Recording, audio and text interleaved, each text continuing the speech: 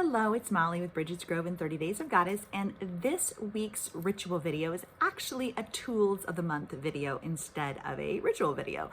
So anyway, I am starting to make these kind of thematic videos at the start or close to the start of each month, sharing some of the tools of the month, the things that I am using to help nourish, encourage, guide, shape, support my practices in this month. So in December, I have quite a few things that are supporting me, and one of them is this Unravel Your Year workbook, which is a free gift from Susanna Conway every year. Love it. I cannot recommend this highly enough. I don't even remember the first time I started to use this tool, but I use it all year long. So this one is for 2025 and it just came out, so I'll link to that below. And then this is the one from 2024, which I am almost finished with. So I review it and go back to it every single month. Is a really important tool, really important part of my practice. So I wanted to make sure to share that with you. The other thing that is going to shape my month and that I'm working with is my own Omen Days booklet, which is a benefit for our Goddess Magic community patrons. And it has a whole little kit, and we'll have these little envelopes retrospective. So it's a little bit of a spoiler alert if you're a Goddess Magic patron already.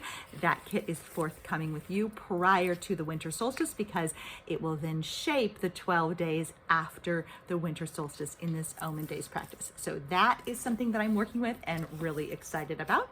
The other thing is something that I've shared repeatedly with you all, but it is my own homemade envelope advent calendar. Such good things in there, like tea bags and prayer cards and stickers. So super excited about that, continuing to celebrate and love working with that. So I'll link to the video about how to assemble one of those for yourselves as well. And I'm here to say, there are no rules about this. You can do a 5 days of solstice advent calendar for yourself. You could do a 12 days of solstice, a 12 days of Christmas. You could do a week-long countdown. You could do a 12 Omen Days. That's what these envelopes are based on, a 12 Omen Days countdown for yourself.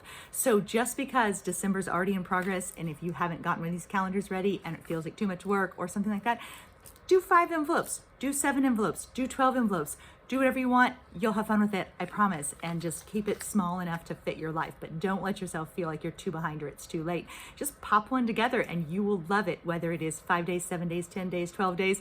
I practically feel like making one for the whole entire year. So you can do whatever works for you. Another book that I'm tapping back into is The Seasonal Soul, which is I really especially love the winter section of this book.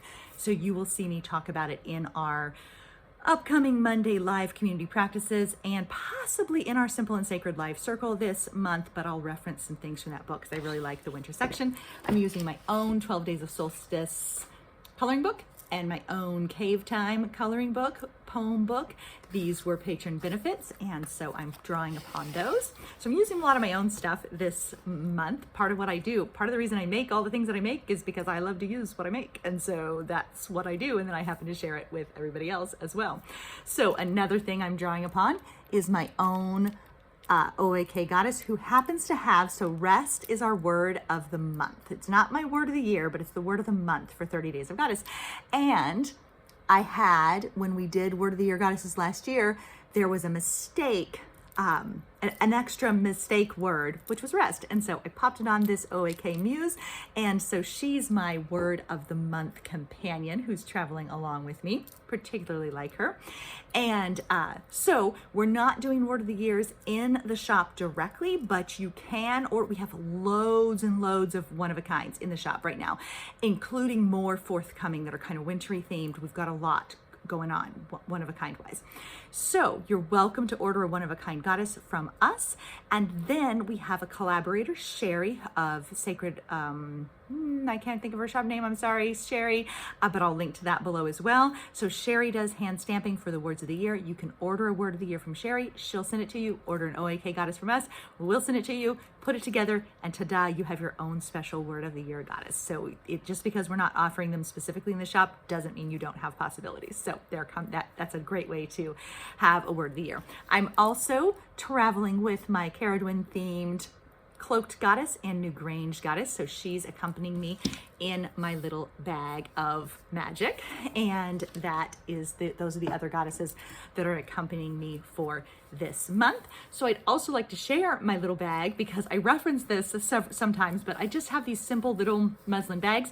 You might see one in a future video because I have grand plans with my in-person circle to stamp word of the years and tarot cards and goddesses. Mark made me a Bridget's Grove goddess stamp. And so we're going to stamp up our little bags and have a little divination bag for the new year. And that's like a project I'm going to do with them next week when we have our in-person circle. So I'm super excited about that. But this is my little bag, and this accompanies me pretty much everywhere. I carry it around with me. It sits on the desk, it sits in the living room, it sits by my yoga mat, it goes outside with me in the morning. It's my little friend, my little bag.